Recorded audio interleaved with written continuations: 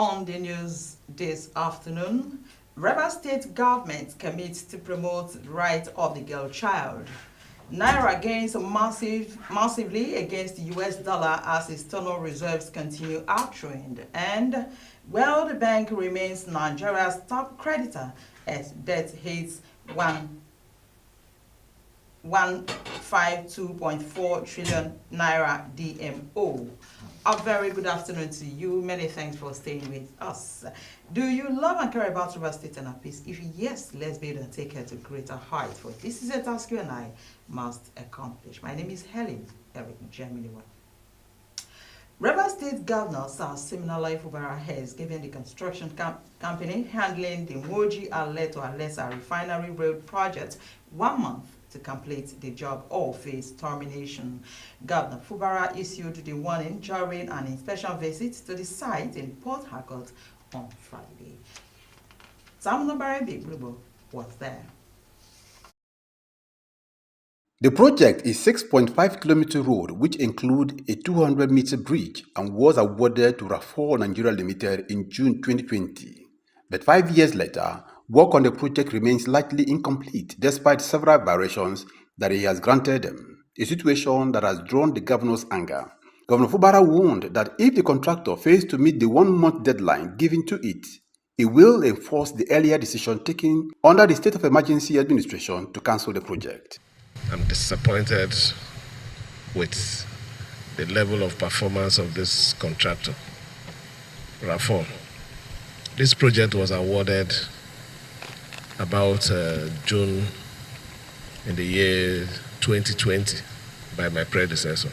My predecessor managed, when I came in, I even went as far as giving them 2 times variation to enable them achieve a good proportion of this job. But to my greatest surprise and shock, there is no time you sit with them, discuss with them, that you come out with anything. The governor also raised safety concerns over dredging activities near the bridge and warned that he will personally supervise the destruction of any dredger found around the area subsequently. How could a normal human being be dredging very close to a bridge? Is it proper? If I destroy the dredger now, they'll say, Fubara is a very wicked man. Maybe he's coming because maybe, I don't even know who owns the dredger. Maybe if it happens that it's maybe someone from another political party, they say, I'm doing it because of wickedness. But this is a last warning. If I come here any other time or get any information that dredging activity is being conducted around this area, moreover, close to this bridge, I will personally supervise and destroy the dredger myself. Governor Fubara reiterated his administration's commitment to completing major infrastructure projects across the state. Tamnobarabi Ibulubo, Rstv News. That's the line I was waiting for. The Rivers State Governor, Sir Siminala Ifubara, has charged the members of the Nigerian Institute of Public Relations to use the profession to add value to nation building. The governor was speaking at the Rivers Public Relations Week and Alabo Olu Benibo Fubara Memorial Gold Pepper Lecture in Port Harcourt. God's Power Anele reports that the event, which had the theme refocusing stakeholder engagement and public trust in a challenging economy, was educational.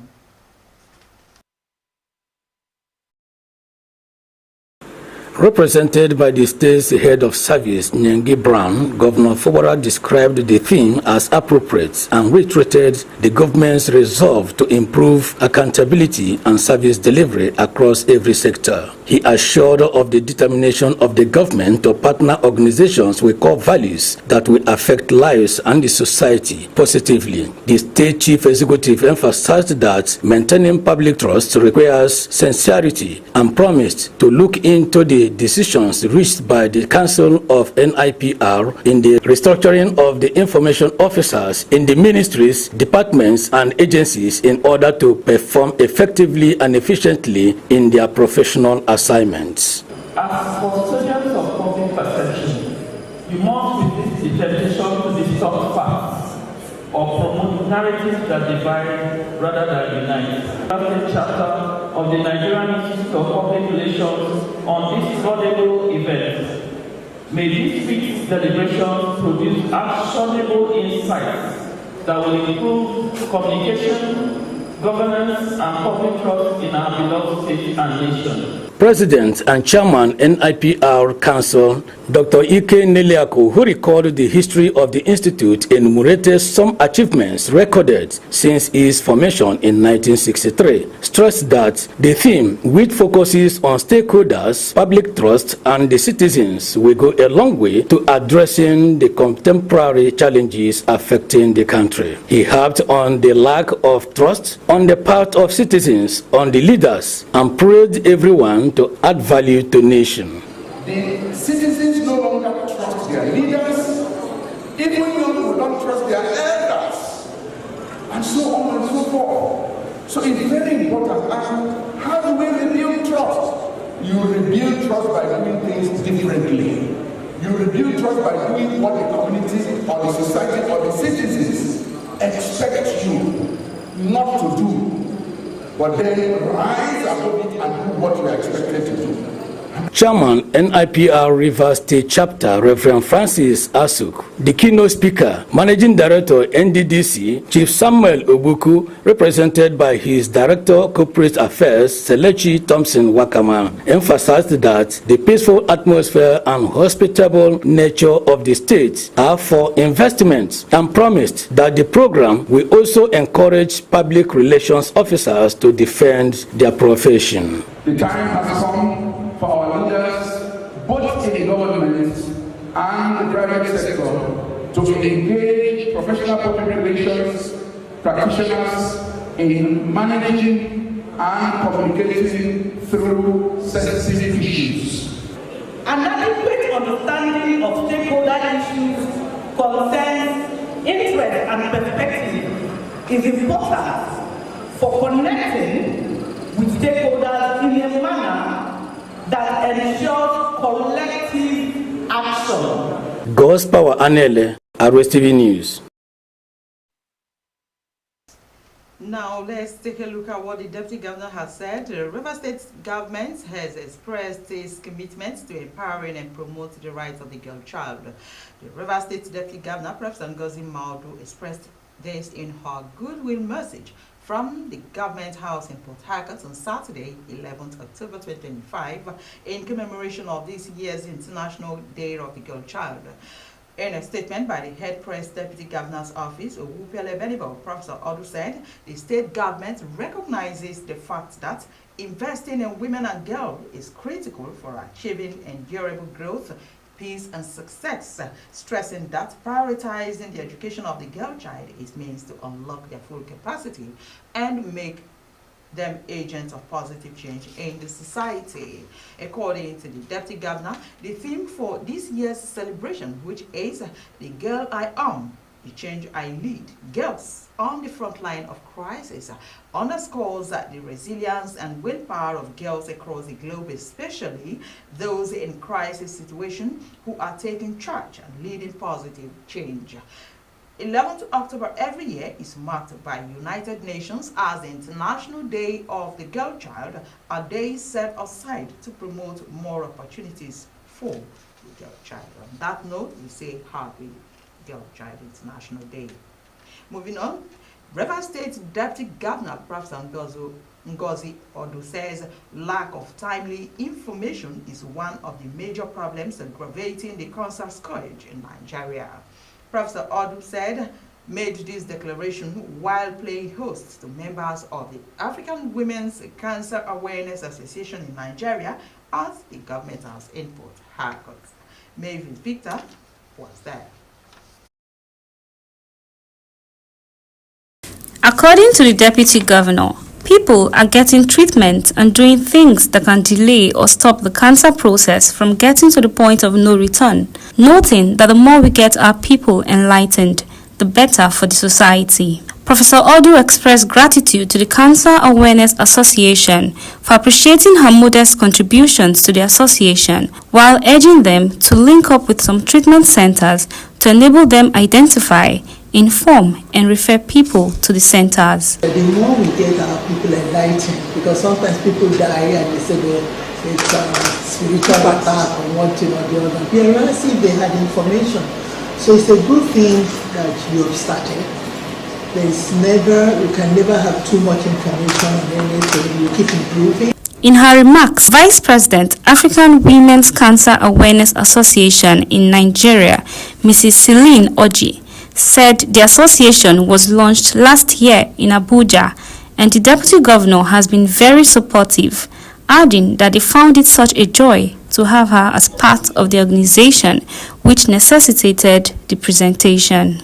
She said although the AWCAA was inaugurated in Nigeria last year, it originated from the United States of America in 2004 to help the immigrant women because of the cost of healthcare, to assist women who do not have health insurance, to be aware of cancer and how to manage this disease when it becomes a necessity. And it has been brought to Nigeria to create awareness and screening.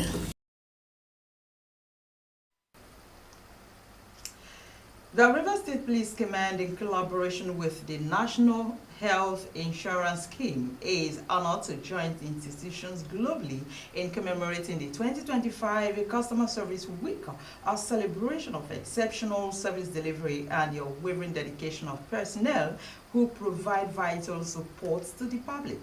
This year's theme, Mission Possible, epitomizes the command's resolute commitment to delivering professional, transparent, and people-focused policing across the state. A statement by the Police Public Relations Officer, River State Command SP Grace Irene-Kuku, says the command remains steadfast in its collaboration with security agencies and other relevant stakeholders to engender peace and security throughout River State. It extends the Commissioner of Police, CP Olugbenga Adepoju's profound gratitude to the good and peace-loving people of River State for their enduring and continued support and ties with the Nigerian Police Force. The command reaffirms its dedication to transparency, respect, and excellence in service delivery, fostering public trust and confidence throughout responsive policing and community safety initiative. The statement encourages members of the public to sustain their support and collaboration through constructive feedback, active participation, and dialogue, collectively building a safer and more serene environment for all. Do you love and care about River State and peace? If yes, let's build and take her to greater heights. For this is a task you and I must accomplish. Still to come, Hamas presses Israel to free prominent prisoners as part of Gaza deal. And in sport, Super Eagles revive World Cup hopes with 2-1 win over Lesotho. Many more when we come back.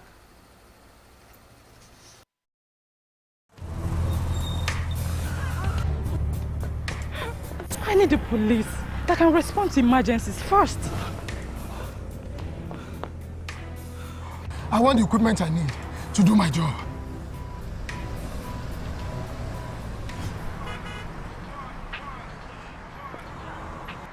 I want a police that won't harass or arrest me for no just reason.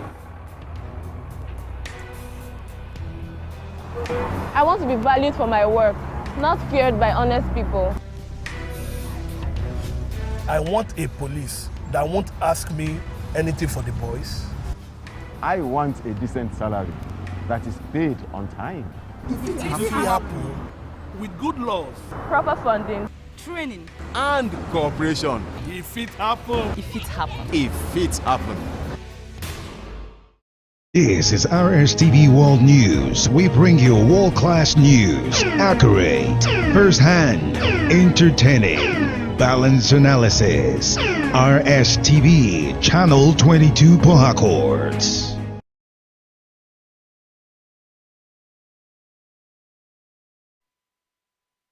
Welcome back.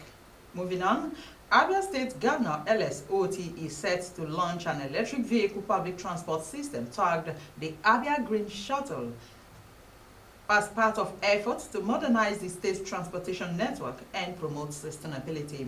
According to a statement signed and released on Saturday by the Chief Press Secretary to the Governor, Njoko Okoha, the initiative aims to revolutionize our public transport and position Abia at the forefront of sustainable mobility in Nigeria.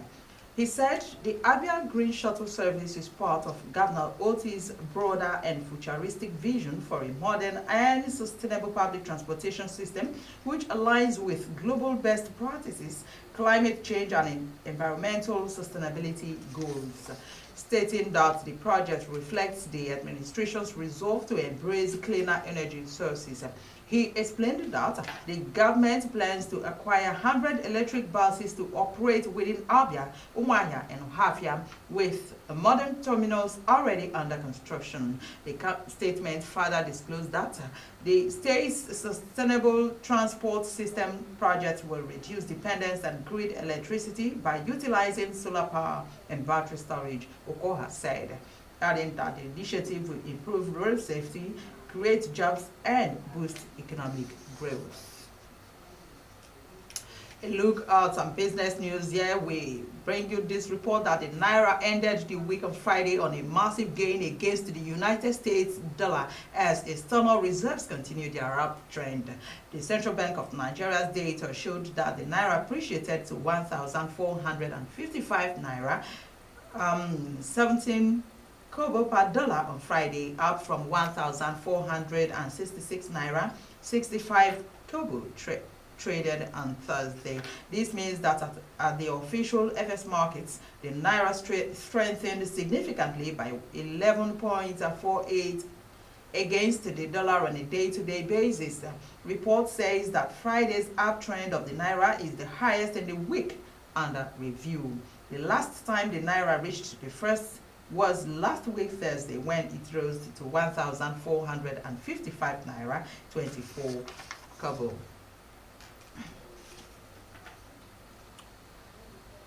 Now, still talking business, Nigeria's total public debt stock has risen to 152.40 trillion naira as of June 30th, 2025, according to the latest figures released by the Debt Management Office on Saturday. The figure represents a 3.01 trillion naira increase from the 149.39 trillion naira recorded at the end of March 2025, marking a 2.01% rise within 3 months. In dollar terms, the debt profile grew from $97.24 billion to $99.66 billion, reflecting a 2.49% increase. The new data underscore the government's growing reliance on both domestic and external borrowing to plunge fiscal deficits, even as revenue reforms and foreign exchange liberalization continue to reshape the macroeconomic landscape. A breakdown of the figures shows that Nigeria's external debt climbed to $46.98 billion in June, up from $55.98 billion in March. According to the DMO, the federal government accounted for 141.08 trillion naira, or 92.6% of the total public debt stock. This includes a 64.49 trillion naira in external obligations and 76.59 trillion naira in domestic liabilities.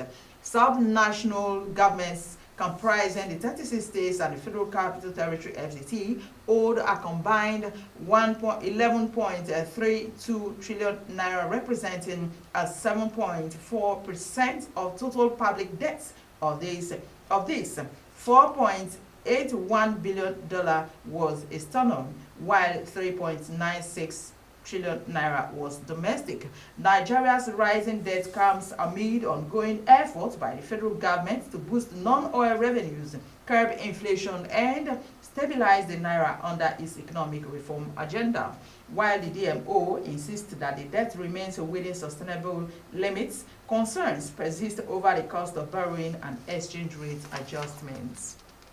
A look at the foreign news is Hamas is pressing Israel to include prominent Palestinians in a prisoner release list, a part of ceasefire deal that will also see hostages returned from Gaza. Hamas' insistence comes after the Israeli Justice Ministry published the names of 250 prisoners to be freed, but excluded 7 high-profile prisoners, including Mawani Bogati and Ahmad Sadat. The men, who are serving sentences after being convicted of involvement in separate deadly attacks in Israel, have long been seen by Palestinians as symbols of resistance. 20 Israeli hostages are expected to be released on Monday as part of the deal proposed by U.S. President Donald Trump. Senior Palestinian official familiar with the talks told journalists that U.S. envoy Steve Witkoff had promised to raise the exclusion of the Palestinian prisoners with Israeli Prime Minister Benjamin Netanyahu, but Israel has firmly refused to include them. It is not clear whether this could impact the timeline for the release of the hostages from the Gaza Strip and Palestinian prisoners held in Israel jails. The release are due to take place in the first phase of Trump's ceasefire and hostages return deal, approved this week to end the 2-year war in Gaza. The bodies of deceased hostages will also be returned. It is thought that at least 26 hostages are deceased, with the fate of 2 others unknown. Israel will also release about 250 Palestinian prisoners serving life sentences in Israel jails, and another 1,700 Palestinians from Gaza who have been detained.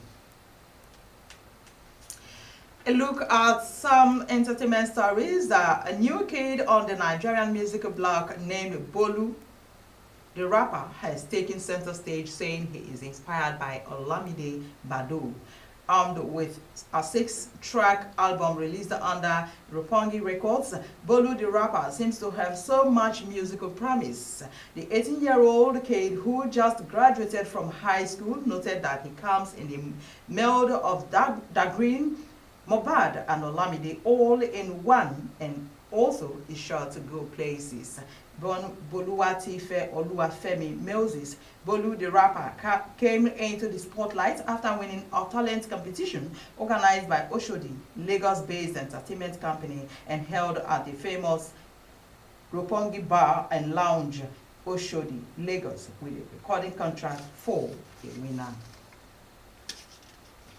Still talking entertainment, disqualified Big Brother Naija Season 10 housemate Faith Adewale has spoken publicly for the first time since his exit from the reality TV show in October. In a monologue video uploaded on his YouTube channel on Friday, the 25-year-old reality TV star reflected on his journey, struggles, and lessons learned from his time in the Big Brother house. Faith, who was disqualified for physical assault during the 10th edition of the show, opened the newly 4-minute video with a dramatic tone, saying Faith is dead, but before he passed on, according to him, his journey into the Big Brother house began unexpectedly on December 24th. I came back to Nigeria and I was pissed off. I was like, what am I going to do as a doctor in this country? Faith revealed that he went to great lengths to secure his place on the show. From the sports desk, the Super Eagles moved a step closer to 2026 FIFA World Cup qualification after edging Lesotho 2-1 on Friday in a match that could prove decisive for Nigeria's campaign. Trust Ekong gave Nigeria the perfect start in 55th minute by converting a penalty following a handball in the Lesotho box, sending the home fans into jubilation. Akko Adams later doubled the advantage with a clinical finish in the 80th minute, seemingly putting Nigeria into control.